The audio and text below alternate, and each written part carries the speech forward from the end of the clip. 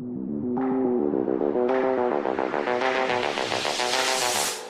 button.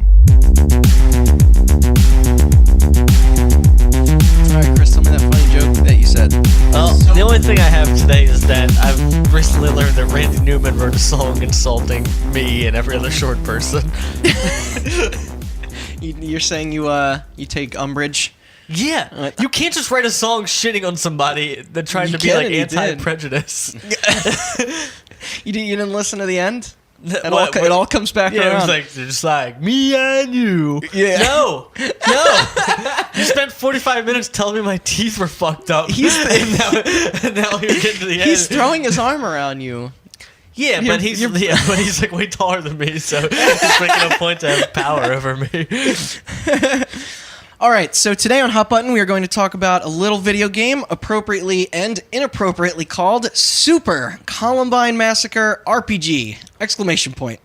One might say satirical role-playing game released in April of 2005 for the PC, retelling, of course, the horrific murders that occurred at the Columbine High School near Littleton, Colorado.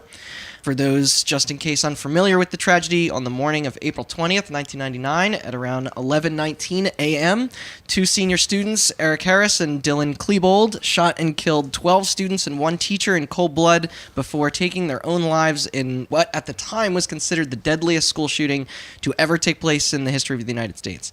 That record sadly being broken again and again years later. Yeah. But this event, this was the first time most people ever saw anything like this, really. The rise of available news coverage around the massacre went on to spark numerous debates across the country. Topics about gun control, bullying, the overuse of prescribed medicines were finally being discussed in a near endless amount of outlets. However, this also very much came with its fair share of total bullshit as well. Complete moral panic over high school cliques and goth culture was at a new all-time high. Suddenly, all social outcasts were now being seen as potentially dangerous everywhere. Perhaps most disgusting, though, was the misinformation and finger-pointing becoming absolutely rampant. Yeah. And it wasn't long until the blame reached violent movies, music, and most notably for our show, of course, video games. I'm Randall Beatrice, and thank you for sticking with me on that longer intro there. I'm here today, as always, with Austin Blakesley. Yo. And Chris Anatuano. What up? And who's ready to have yet another conversation about free speech and censorship? I was going to make a 420 joke when you said when Columbine It did happened. happen I felt like that would have been in bad taste. Yeah, I guess we'll try our best to... Obviously, We'll try our best. We like to bring humor to these situations, and this is like a tough topic to begin with. Yeah. So, But, bear with us. If anything's too inappropriate, just this'll be tweet the me or ultimate. something. I don't know. That'll go well. But I'm sure you won't tweet back with a joke. No, for sure. Okay, so Super Columbine Massacre RPG. I have to say that full title every time because it always gets me. The naming convention obviously being a parody of old Super Nintendo games. This is certainly a strange one. I'm going to try and run us through just what this thing was before actually getting into the development and obvious controversial release of it. But first, just want to ask you guys a little bit. I think I actually brought this up before we started recording, but neither of you guys have played it, correct? No. No. You have watched footage of it now. I think, Yes. Chris, you just pulled stuff up a little bit before. Yeah, I was just looking at it. Yeah, a little yeah. bit. I've heard of it, but I've never seen anything. Right, about yeah. it. I was like, do you guys remember the release of this at all? Yes. Yeah, it did. It kind of broke out there a little bit, which is funny because this was one of those examples of, I guess I was 16 at the time, of seeing the news report on it and then being like, I got to go download that because I wanted to know what it was. I was 14. Yeah, another classic example Yeah. of the news trying to hate on something, but really just bring more people to play it. You might get to this later on in your script. Yeah. But I'm pretty sure this game came out on the 6th anniversary of Columbine, It did, right? yes. So it was Yeah. April 20th, 2005, which was like right before my 15th birthday. Oh, right. Okay. Yeah. I didn't finish it. I did download it and try and play it on an old computer.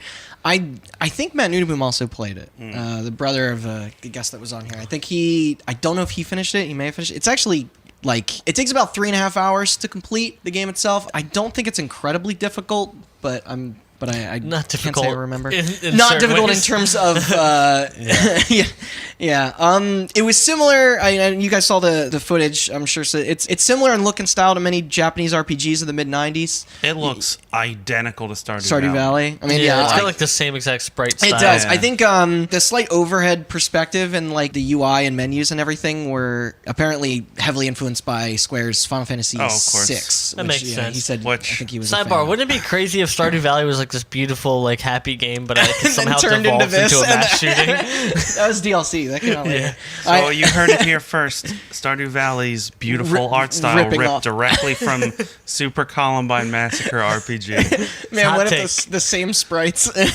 It looks like it. It really does. Like, yeah. I cannot emphasize enough how much this looks exactly like Stardew Valley.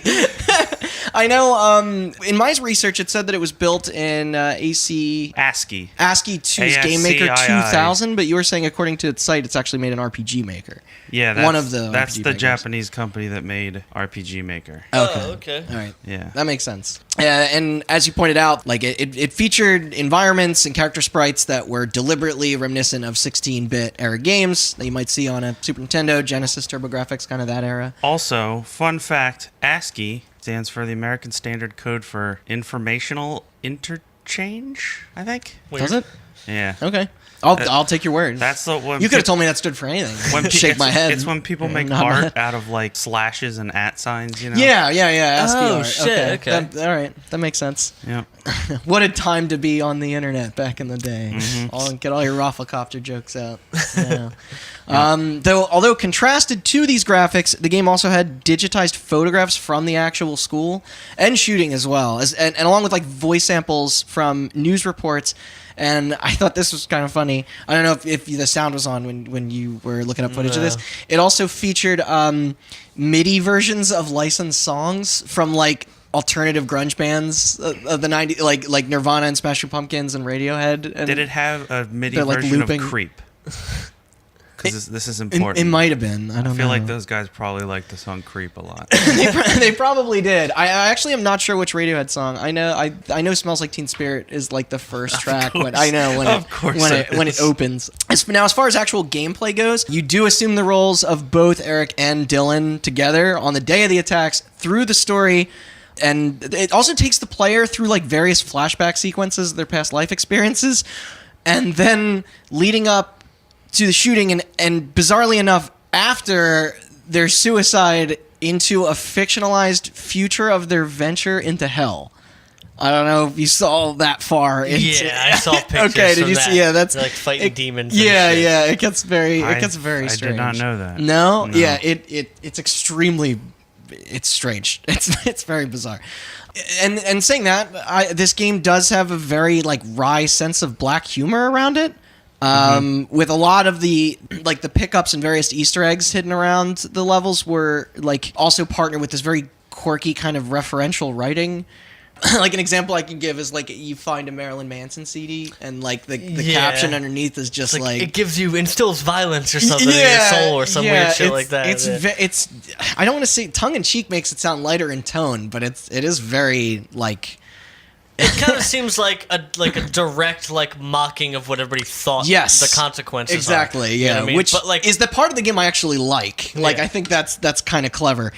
Also, what's funny is the game itself is actually not particularly violent in its content. Like, despite the grim premise, obviously, and setting, but like even its first person view in combat was fairly tame by like 2005 standards, I guess. Well, you know, yeah, like, I mean, if it's made on RPG Maker, the older versions of that game, you didn't have like no, there's no real like, animation or anything. It's all just like you're looking at a sprite of a character and it might move, or there might be like exactly like some sort of like action on yes, screen. Or yeah, something there like is that. blood on the So- sprites. It's kind of crude looking, but it's Not to cut you off, No, but no, I think you're I good. found a YouTube playlist of the songs. oh, that of are the MIDI featured. songs from it. Yeah. What's on it? I'm very curious. Marilyn Manson's "Sweet Dreams," Okay, the cover. a Yeah. Depeche Mode cover by Rammstein.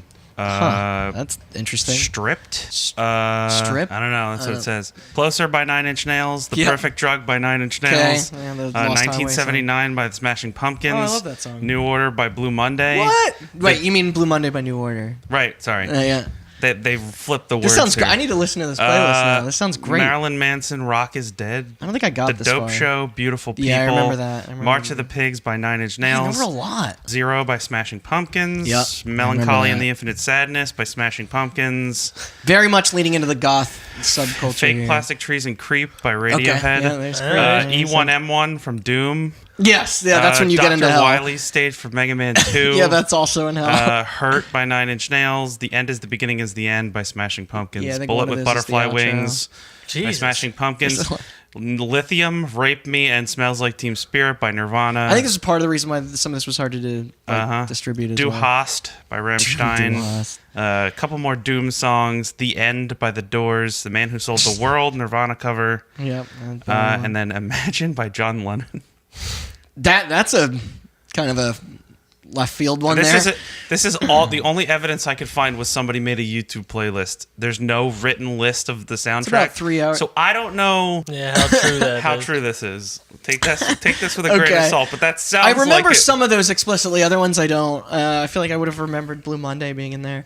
But so I guess like talking about the violence of the game kind of brings us to the battle system, which is, you know, it's triggered after encountering enemies, kind of like traversing the game's open levels. It's very similar. It follows in the footsteps of other several popular JRPGs, kind of like Chrono Trigger or even Pokemon. Like they're not necessarily random, but it is kind of like tap into somebody in the environment and then it'll trigger the swirl into the battle system. Because otherwise, I think you can avoid people. These run-ins would often just label these characters by stereotype or occupation. Characters would be labeled like preppy girl or jock type, and you know, or janitor or math teacher or English teacher or whatever. So like nobody was like explicitly named. Yeah. And these fights would then have two play styles: autoplay and manual play. Autoplay would apparently choose the first available weapon for you to use, while manual allowed the player to decide what they wanted. This included hand-to-hand weapons, guns, explosives. They all had their own numbers and stats. Same for the characters as well. You would level up. This is so weird, like just talking about like just because I'm sure myself included, when I heard the title that this game existed when I was 15, I don't even know how well the news outlets reported on it, but I probably just assumed it was an action game or a first-person shooter or something. Despite the fact that it has RPG in the name of the thing. But once the battle started, it was impossible to avoid or escape the fight. The player must defeat the enemy or die. Each encounter also featured text narration of all the events and actions, just like old Final Fantasies. Didn't it say like another victory for the trench Yes. coat mafia whenever you want to fight? That was I remember that. Yeah, that was a very famous thing for the Yeah. game. The actual plot, and I have that in quotes, of the game is very interesting because most of it is constructed around the event precisely as they are believed to have occurred, with lines of the shooter's dialogue often being lifted verbatim from their own writings and like the home videos of each other hanging out. And while other conversations were based on eyewitness testimonies as well as like purposeful urban legends, which is kind of like, that's what you were mentioning, earlier, about how it's like kind of making fun of like what people thought as well. So when you say Yeah. purposeful, you mean they purposefully included urban legends to kind of say how stupid they were? Yes. Okay. Yeah, they are very much kind of like throwing blatant mistruths in there as a, I guess, joke, but also to kind of tie into the message a little bit about blame. But the story, and not to like, you know, I guess I'll run through a little bit of the actual. I'm going to run through the story of the game itself, and some of it is very much tied to actual events, but then, you know, there'll be very specific points where it'll splinter off into its own insane thing. But the game itself begins as Eric Harris's mother wakes him up on the morning of April 20th, 1999.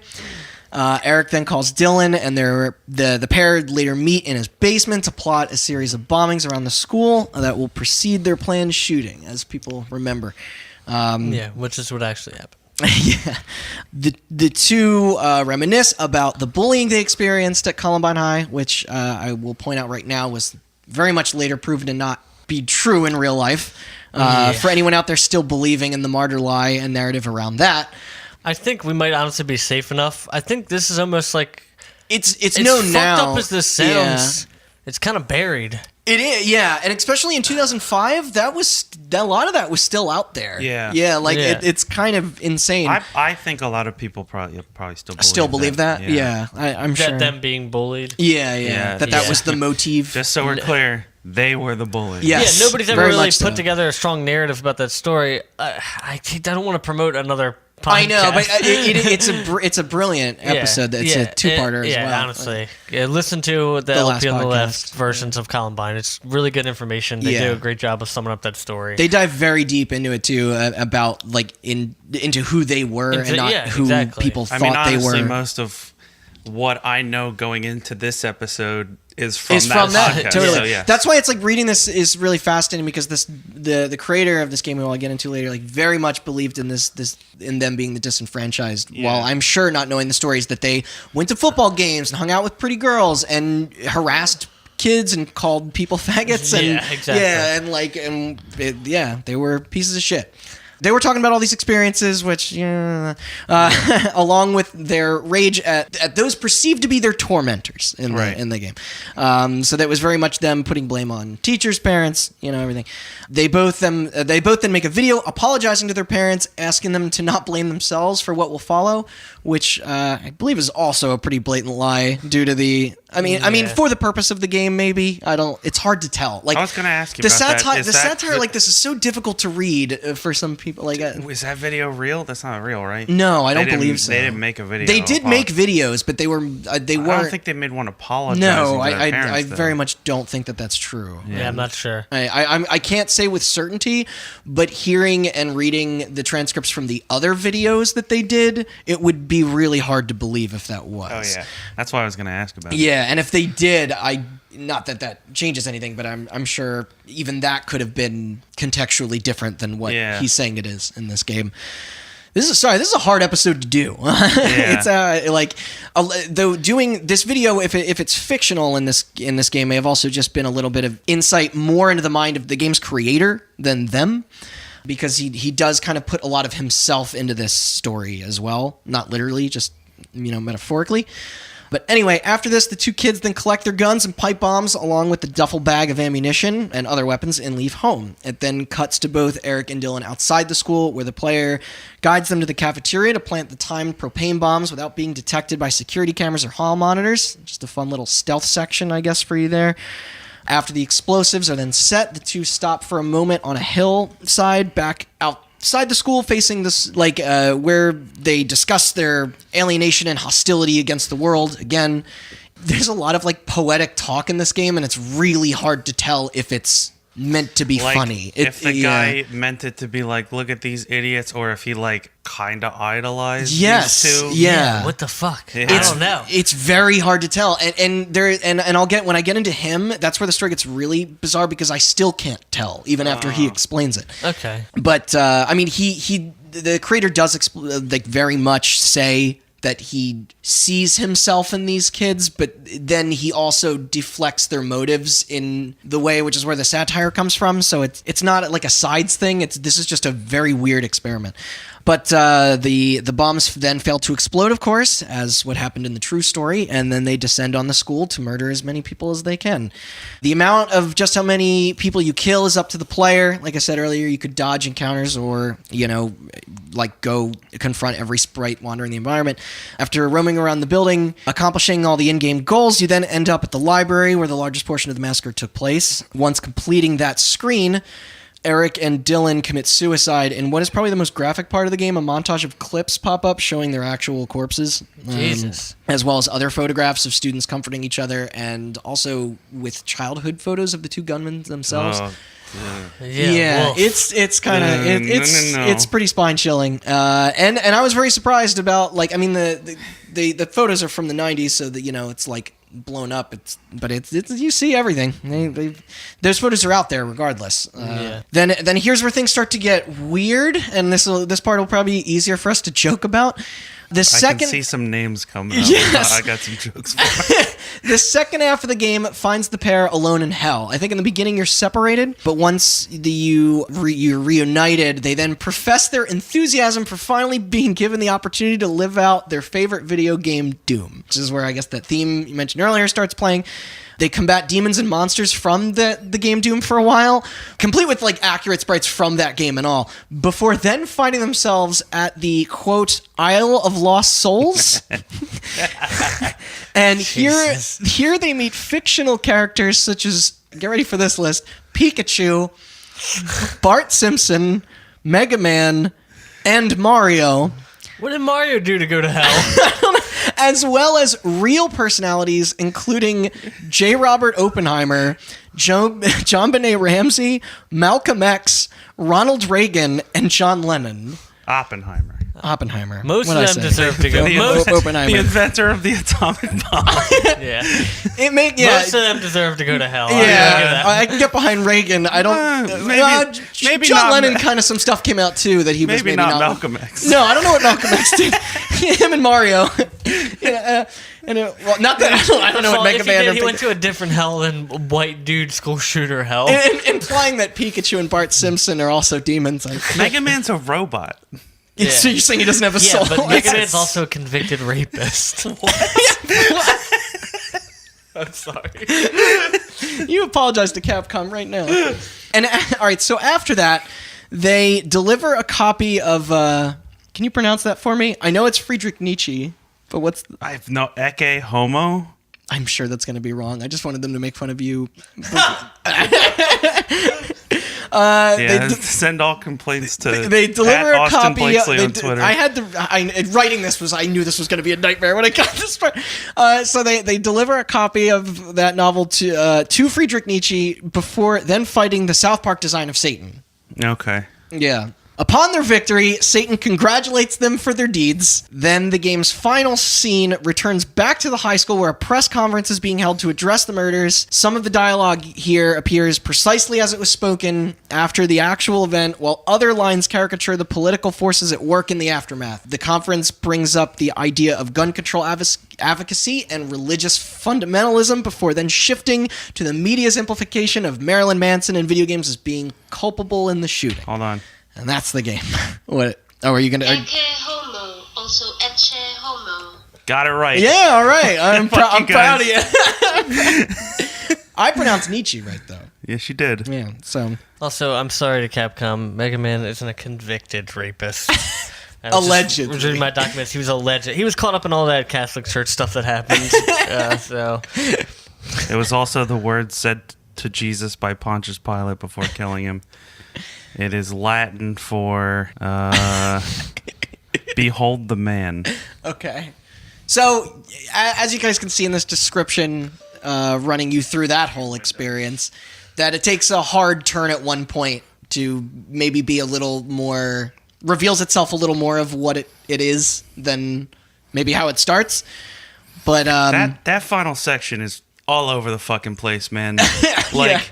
You talk about like it being hard to tell this dude's intentions. It's like they went to hell, and it's like, all right, so I guess he believes they're evil. And then like Bart Simpson and Pikachu were there, and Malcolm X.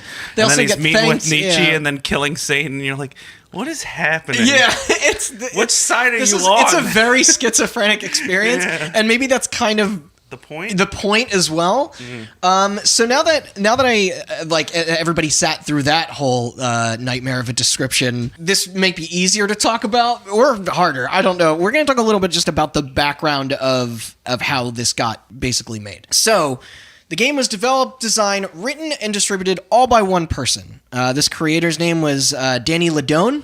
Now, he chose to stay anonymous at the time, a decision he later said to have regretted, as he claimed that it created the impression that he wanted to hide from those who actually wanted to engage him in a meaningful way. Yeah. Because he regularly... Which, unless you're developing this game to engage in a meaningful way, there's no reason to make it. I mean, that's just my opinion. Sure, no, Yeah. And I do think might be right, satire is engaging in a meaningful way. Yes, totally. So, Because that's the thing. He regularly liked to participate in discussions online on message boards with gamers, developers, and even critics. And apparently, like from what I've read, he was very like fun to have those conversations with. And maybe fun's not the right word, but you know what I mean. Like he was friendly, your typical and, online debater. No, he was friendly and liked to actually have those discussions quite a bit, and apparently he was very like well spoken and like understood a constructive in a debate, constructive, debateful way. Yeah. So I'm going to talk a little bit more about Danny just to give us a touch of more background. But if you want to know more about him as like an individual, as a person, then I do recommend that there's a documentary out there called Playing Columbine about him and the game itself. And I think he produced it because I get into that a little bit later when he meets a filmmaker. But it dives much more into detail about who he is than the small rundown I'm kind of going to give here. But so Danny, and this is, I'm just going to just do a little summary here just because I think it's interesting to get into the mind of the person who made it, because you talked about how much of a clusterfuck that is. So it's just kind of like, I think this makes this more fascinating. But Danny, at the time he made this, he was a student and independent filmmaker, and often stated that the Columbine shootings resonated with him because he himself had once been a loner, misfit, and bullied kid in high school, just like the shooters. Except, yep. See that? Sorry, sentence. Danny. His heart's in the right place, but the actual Eric and Dylan weren't any of those things. Well, also, it doesn't mean like your heart's. You can't These are say his your heart's words. in the but you can't say Or I said your that, heart's but- with people, or you can't say like you're with them. Oh yeah, I know. I sympathize for these people who. It's like He feels even if that disenfranchised, but- was true, That's still not the as right thing to somebody say. who was bullied in Yeah. high school and middle for school real. and elementary school, never idolized somebody who did something like No, this. no, absolutely not. Now and I'm not saying this in defense of him at all, but I will say like it's interesting to see how much like goth culture has changed and just like loner and misfit culture in general. If you know what I mean. Yeah, like it's.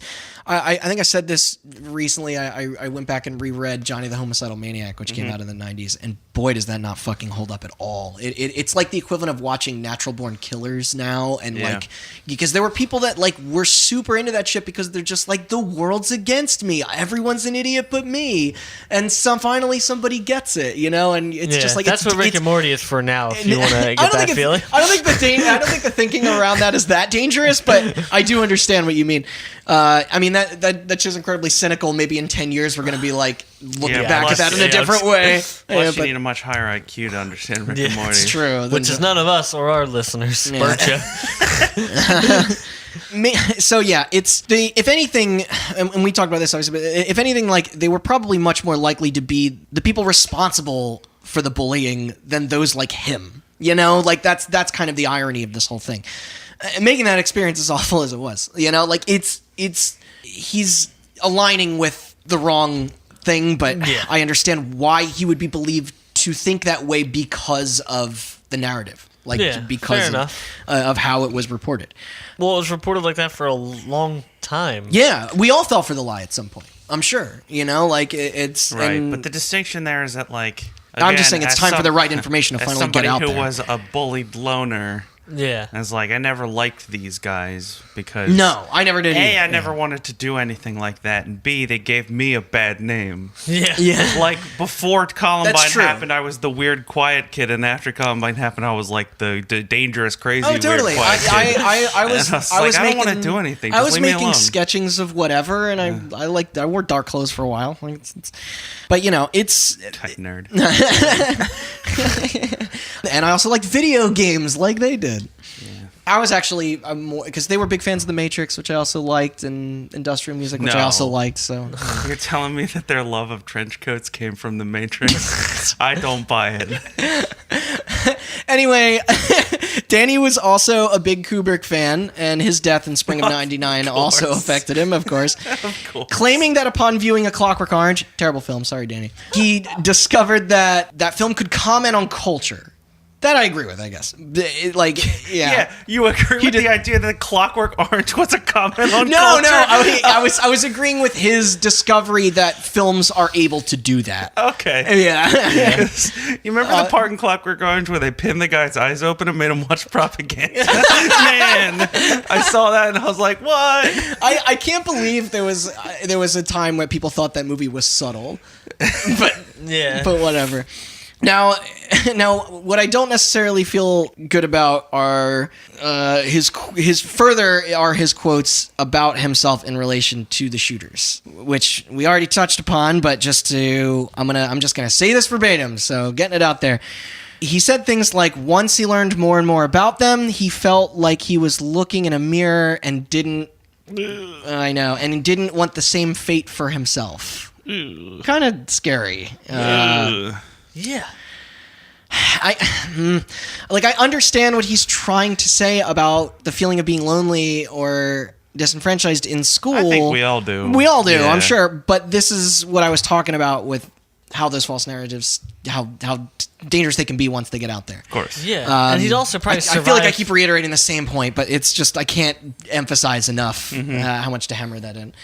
But regardless, he still channeled this revelation into something creative and not as heinous, of course, and began to explore other hobbies and see a therapist. He was also into martial arts. He studied film further. I think he majored in it at Emerson College and got into editing, forming his own production company titled Emberwild Productions, I think. Is that what it's called? Which he mostly used for putting wedding videos together, like for hire. So that's a constructive way to, after you said that you could potentially be a school shooter, that's a very nice way of dealing with it. He also, by the way, he graduated from Alamosa High School, also located in Colorado, with a 4.0 grade point average and was voted most likely to succeed by his peers, which I find interesting that he claimed to be... Disenfranchised. Yeah. And then was voted one of the superlatives at high school. Yeah. Yeah. I don't think... We talked about how our reunion was last year, and I don't think anybody would, remembered me. It's like... I feel like that's, Idiot. I still hang out with the people that know who I am now, or knew who I was then.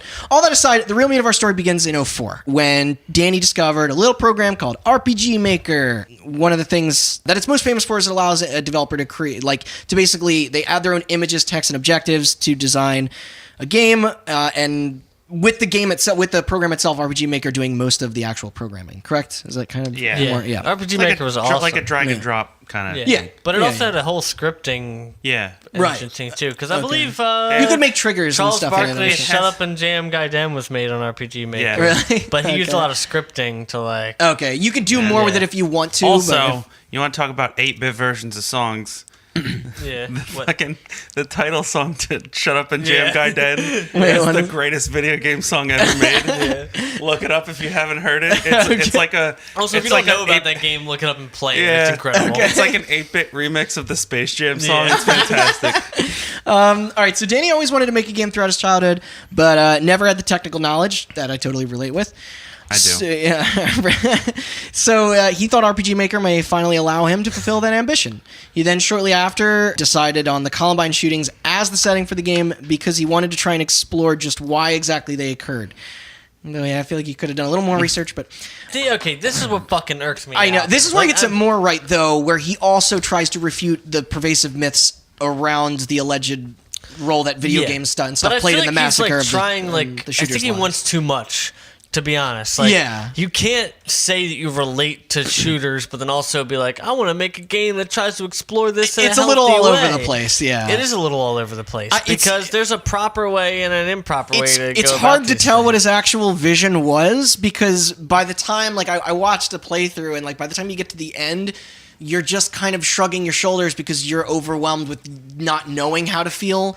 Because there are very specific parts of the game where I'm like, that's a good message, or that's funny, and then I'm like, that's fucked up. I don't agree with that. I don't even understand what this means. That's confusing.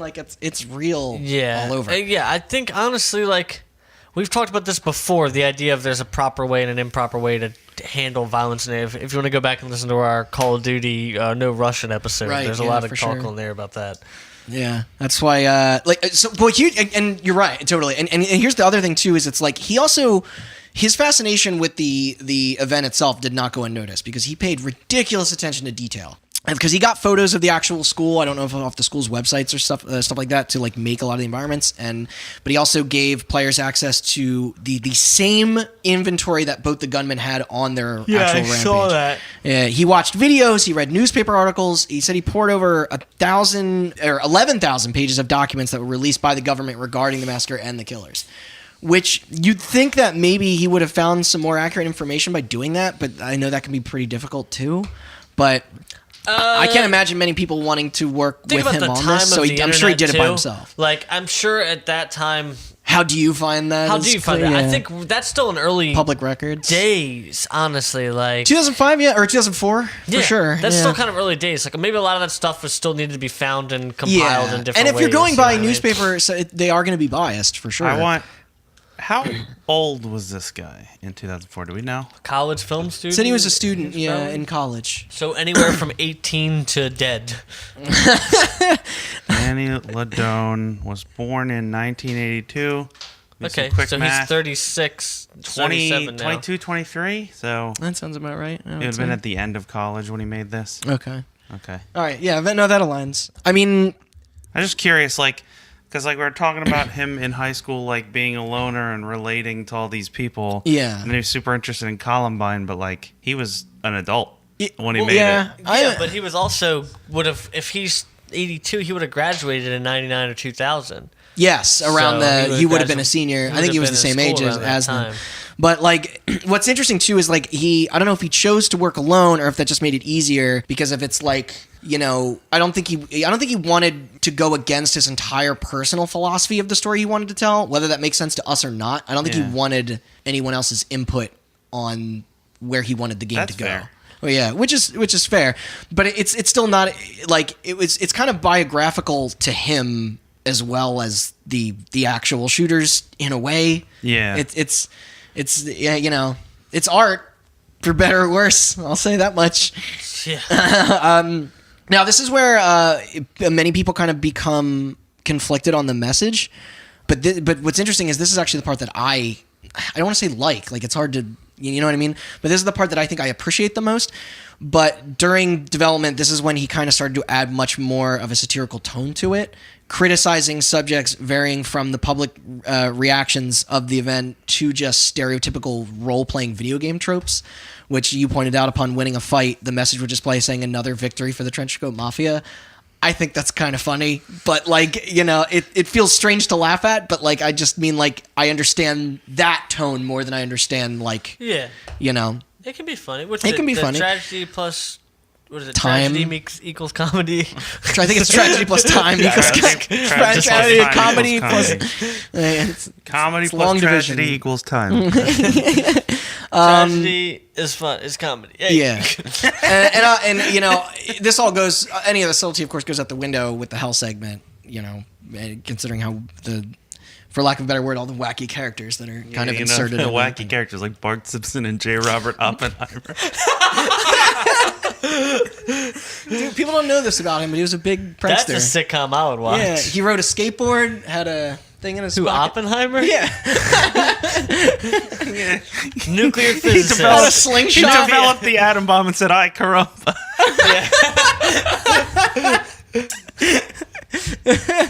All right, so skipping forward a little bit, some months go by, and he finishes the game, eventually releasing it, as Austin said, on April 20th, 2005, the 6th 20 anniversary of the shooting. Place it. And Hitler's birthday. Yeah. What, no joke for that? Go Nazi. I will edit that out. And he distributed it as freeware, hosted for download on their own website, although there were $1 donations being requested to help with bandwidth costs. And I think you pulled up the website right before we started this. I did. The look and design of the website, which, Chris, you should go to it. It looks like... Hold on, I'll show Chris in a second. Okay, it looks like it was... And again, going with the theme of I can't tell what's intentional and what's not, it looks like it was designed in the 90s. It kind of looks like the Heaven's Gate website. Yeah, like it is very... It's almost kind of creepy just because of the... But it also makes me laugh because it's like it's red text on a black background and everything. Right. Like it's... You want me to try to set the record for most fucked up joke in this episode? Okay. You can tell when he stopped updating the site because he has statements on various school shootings on this website, but they stop. What's the most recent shooting that's on there? There's no joke here. I know, but you're prepared just in case. I think it's Virginia Tech. That was 2007. That was 2007. Well, at least they stopped since then. When was the Dawson College shooting? Is that the one in Canada? Hold on. Because that's going to get referenced in here, actually, explicitly. Yeah. That gets tied into this. That was 2006. Okay. So 2007, I think, There's was probably the a last reason time why he updated. logged that, because that actually ties into our story Okay. in a... Maybe he just tied in the ones that are the most relevant, but like, yeah, the joke here being that like there have been a lot of school shootings since VTech. Yes. And last year. And I'm sure probably this year. I don't know. It gets harder and harder to read that stuff. All right, so back into the development of this. He also stated around this time that this was the first game he ever did, and he has no future plans to ever try and create another. Oh, and remember that whole anonymous thing earlier? Mm-hmm. Yeah, so that didn't really last long before Danny's identity was revealed by a man named Roger Kovacs, a friend of one of Columbine's unfortunate victims, Rachel Scott, who was the first person to be killed in the initial shooting. Roger found this out by donating to the site via PayPal, showing his name and address. Before this, our creator went by the alias Columbine. Clever, I guess. That makes sense because all the stuff I just read on that website was signed Columbine. Columbine. And then there's an artist statement on here, and it says at the bottom, it says Danny Ladone, a.k.a. Columbine. There you go. So. But at least he did own up to this right after this, which I guess speaks more for a lot of the controversies we've talked about. Yeah, I guess. I don't know, dude. He said he said, quote, "That's when I decided that I had to grow a backbone and stand up for my own creation." So there you go. Yeah. Fair enough. So the game initially got some attention. I think in its first year being up, it was at around 10,000 downloads. But it wasn't until a year later when the press finally discovered it. And similar to our GTA mod, like our Hot Coffee episode, that only spread it way beyond. Mm-hmm. So in April of 2006, a year after its release... It's kind of a little bit allegorical to an actual school shooting. Yeah, and it's so weird that, like, because I think that was probably around the time I heard of it too. I don't think I played a lot of Flash games and stuff like that, so maybe I did play it before it was... But I do remember the news running away with this. In April of 2006, Patrick Dugan of the site Game Sutra wrote about the game after playing it, and he even met Danny at GDC in San Jose, where he was able to kind of get a table with little pushback at the time. Impressed, Dugan sent an email to his professor at the Georgia Institute of Technology, who blogged about the game, garnering more attention and downloads.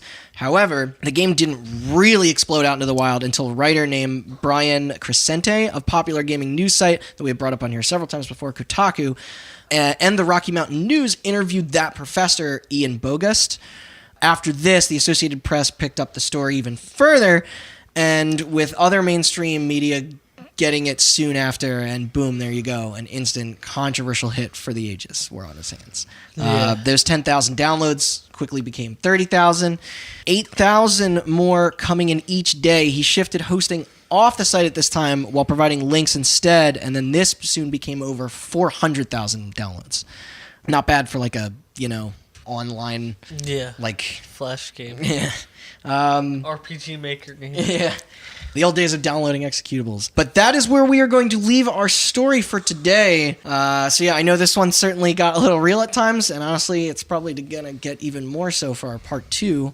But please join us next week where we're going to talk about the reaction to this thing. How do you guys think it will be? Smooth sailing through calm seas, right? Yeah. Yeah. As we know from experience, satire always goes over well. Yeah, everyone gets it. Mm-hmm. All in on the joke. Mm-hmm. Yeah. But no, trust me when I say that this is going to be quite the follow-up. So you're going to want to hear that ending. Cool. But that's going to do it for today. I'll leave everyone with that cliffhanger. I'm Columbine. Whoops, sorry. Wait, no, sorry. Hit my pop filter there. Wake everybody up. Yeah, follow us at Columbine. What's the name? What's the actual website? Is it just like ColumbineGame.com? Yeah, if you want to go check it out and download it and play it, I know it is still up, posted. I believe. Yeah, I don't know. If you're looking for something to do in the week between these episodes, sure. Yeah. Download that game. It's 3.5 hours long. It's read his statement because it's real good and it doesn't make me hate him more. Yeah, I get a little more of that into the... You can read it if you want in the next sarcasm? episode. Yeah. What? It's satire. Oh, okay. Hide behind that shield. If you discovered this podcast randomly because you're a big Columbine fan or whatever, we have a lot of other episodes. I'm glad we could get something in at the very end. Are obvious, except for maybe one other less harsh topics. Oh, right. Yeah, that's why I'm the mass shooting expert on the show now, apparently. You can follow us on iTunes. You can subscribe. You can follow us on Spotify, Google Play, everywhere else. You can review us on there. We have a Facebook page, an Instagram, and a Twitter, all at Hot Button Cast. Yeah. Venmo us. Is our handle. No, hit us up on PayPal. Our name is Columbine. But yeah, thank you guys. Yeah, Let's come back next week.